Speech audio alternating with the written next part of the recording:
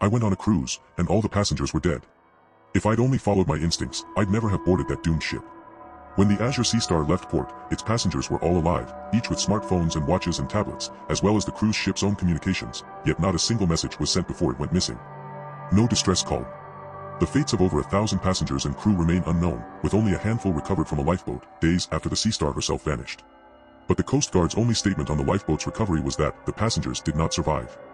Rumors circulated about a thermos full of eyeballs and a passenger whose mouth was stuffed full of severed fingers, but these details have been denounced as lies, sensationalizing and capitalizing on a tragedy. The official cause of the Sea Star's disappearance is a rogue wave. No survivors. No witnesses. Well, one witness. But perhaps I shouldn't tell. Better for the world if that ship stay lost forever. The families of the missing, however, deserve the truth, which is why I am posting.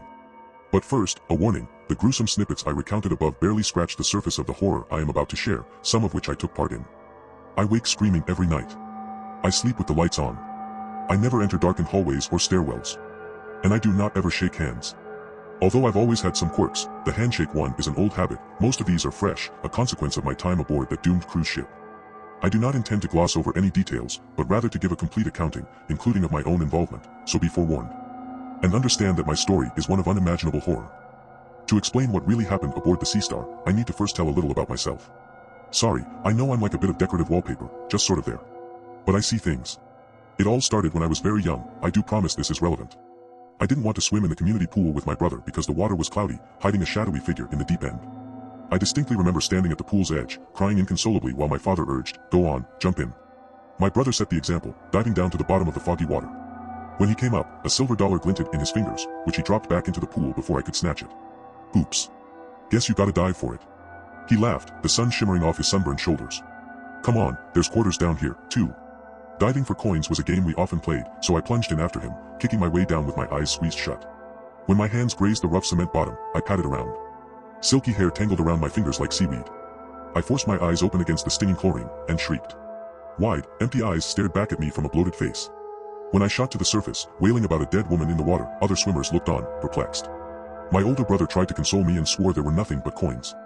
He was correct. Not until a week later would a woman drown in that pool and sink to the bottom of the foggy water while swimmers unwittingly raced laps above her. The next time I saw was when I threw a tantrum over my grandmother's armchair. It smelled so bad I grabbed my nose and exclaimed, "Yo!" My parents scolded me for my rudeness. Grandma occasionally struggled with incontinence, so for her chair to stink was, they assumed, the result of an accident. They thought I was exaggerating to make fun of her, but in the sweltering summer, the smell was truly unbearable, like rotting meat and diarrhea and cheap perfume all churned together. I threw such a fit we left, though Grandma insisted on hugging me despite my being an awful brat. Her skin was wrinkled, papery thin and soft as silk, but despite the uncomfortable warmth of her apartment, her embrace was ice cold. Less than a week later the call came. My grandmother had been found after a neighbor's complaint about the smell. She died in her chair. But when the scene really clicked was in my tween years, two separate incidents. The first was after a classmate of my brother's pulled up in a car reeking of burnt meat, the interior charred and black. He stepped out of the car seeming not to notice that behind him, another version of him remained belted into the front seat, unrecognizable through the char beyond the glint of a gold chain melted into his neck. I burst into hysterical tears and screamed at my brother not to let him drive. The classmate laughed and called me a weirdo. He crashed later that week. The second incident began at a school function, where my brother chaperoned me. A man pulled up in the school drop-off zone. He was one of the more popular teachers, famous for his yearly pizza parties. In the car with him were two young kids. I can't remember their names, just that the littlest boy was giggling and clinging to a toy T-Rex when he hopped out. My brother and I were asked to help carry the party supplies and drinks from the teacher's car. But the moment I opened the passenger door to grab a box, the reek of fetid pond water made my stomach lurch. I staggered back, clapping a hand to my nose and mouth. "Hey! Everything all right?" the teacher asked. My brother, no doubt remembering what happened to his classmate weeks earlier, took me aside. "CCCC cold." I burst to him. "D dark. The smell. Like the rot in the bottom of a lake." While I wrung my hands and sniffled, my brother watched the two young kids follow the teacher into the school. He shook my shoulder and said, hey, we're going to save them." "How?" "No one ever believes me." "I believe you, Hope." "Hey," he gave me a squeeze and looked in my eyes. "Hope is the thing with feathers." What a dork. That line was from Emily Dickinson, my brother's favorite quote for me for when I was upset. It was corny, but encouraged me. A few minutes later, we were careening along backwoods roads in the teacher's car. To this day, I don't know how my brother got the keys.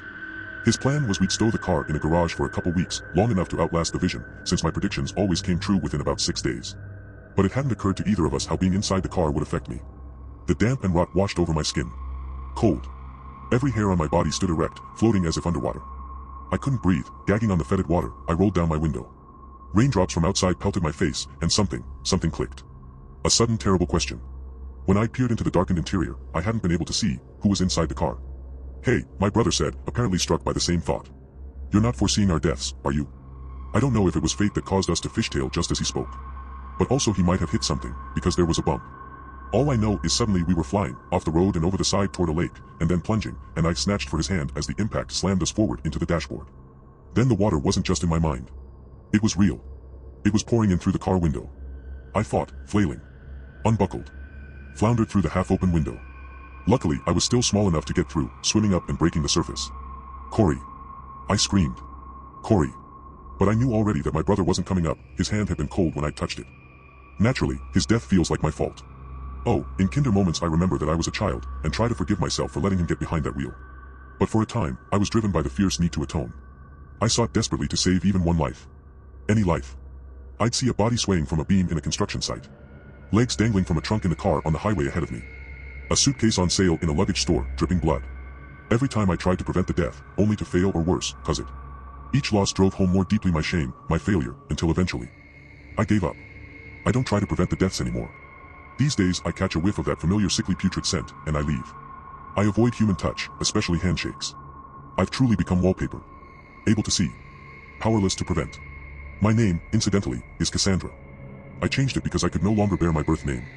If hope is the thing with feathers, I was an angel of death, harbinger of doom to my brother and others. So instead I call myself after the Greek priestess doomed to foresee the future but never to be believed, unable to prevent even one single tragedy. But let's get back to the cruise. The missing passengers. The eyeballs in the thermos, oh, those grisly details. Mind you, once you know you can't unknow, no matter how much you drink, or smoke, or however you drown your despair. Speaking of drowning, a month ago today, I hit the big 4-0. I celebrated my 4 decades of life by doing the one thing I've done consistently since I was old enough, drinking away my failures. Every icy grip. Every unheeded warning. And especially the times I've well and truly fucked up. Oh yes. Those are the ones that call for some hard forgetting. I was on my 2nd or 7th drink at my favorite bar when a voice exclaimed, "Evening, friend."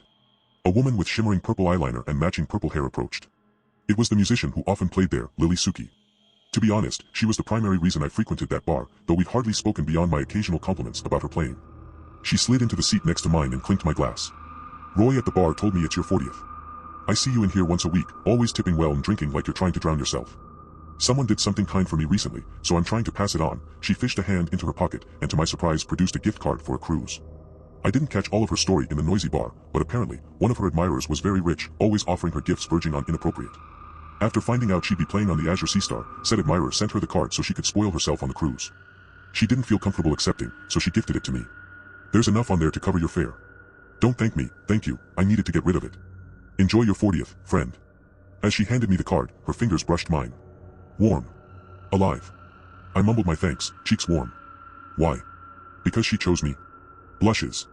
I'm an idiot. Still, I was glowing, and not just because I was tipsy. Why not? I thought. Why not treat myself, this once? The Azure Seastar, it sounded like a dream. I'd go see Lily Suki play at the piano bar against the backdrop of a glimmering ocean.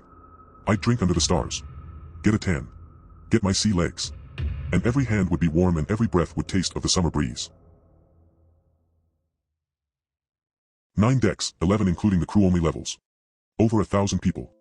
Pool, bars, restaurants, lounges, cafes, spa, cabaret, the Seastar truly was the Ritz-Carlton on the water.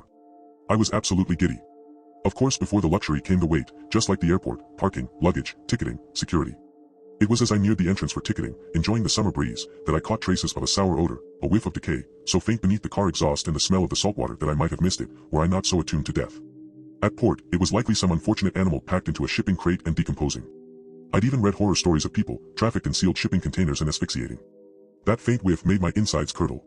Then I was inside the air-conditioned terminal, packed with passengers, and inhaling nothing but the blessed AC. The check-in was surprisingly quick. I followed the embarkation signs up the escalator to the terminal's upper level, through the double glass doors, greeted on my right by printed images of pool decks and steaks and wine glasses. On my left, through the enormous paned wall of glass, the Seastar herself loomed. My God, she was enormous. So many decks. So many balconies. Then I squinted a little closer. What was that speck? A tiny figure, draped on a railing. My heart dropped to my toes. Something was horribly wrong. The figure, small against the massive width of the ship, had no face. Only a torso and most of its arms. It had been decapitated, and dried blood spattered the rail. My footsteps slowed. I pressed against the glass, eyes rapidly roving the rest of the ship. Was it just one incidence of violence, or perhaps I wasn't seeing correctly? It was a stunt. A practical joke. A mannequin. I needed to get closer. I hurried along the terminal, joining the line out to the gangplank. The bowl of the sky had turned deep purple, the sun lowering toward the horizon, and in the sea star's deep shadow, the temperature dropped. A sudden chill gripped me as I trotted out onto the gangplank. I sniffed.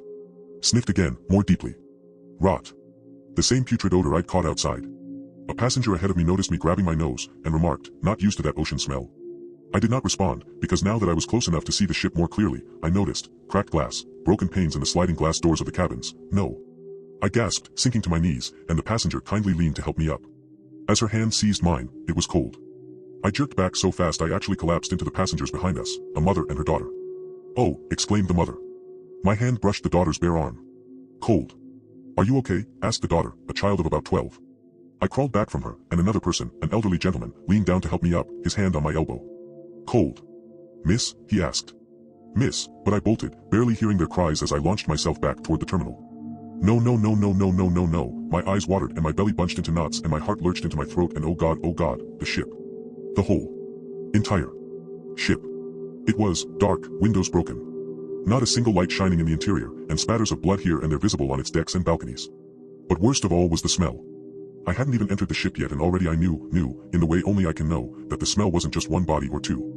Not if I could detect it all the way out on the gangplank. All the way at the entrance to the terminal. For the whiff of putrefaction to have spread so far, the source was something massive. A colossal pile of decomposing bodies like a herd of dead elephants. That ship, no one on that ship was going to make it back. As I entered the terminal with its blessed filtered air in the windows between me and the ship, I turned and looked at the line stretching behind me. Passengers laughing. Chatting. Dressed in their finest. Flirting. Teasing. Buzzing with excitement. Old and young couples. Children. Everyone on this ship is going to die. And I'm the only one who knows.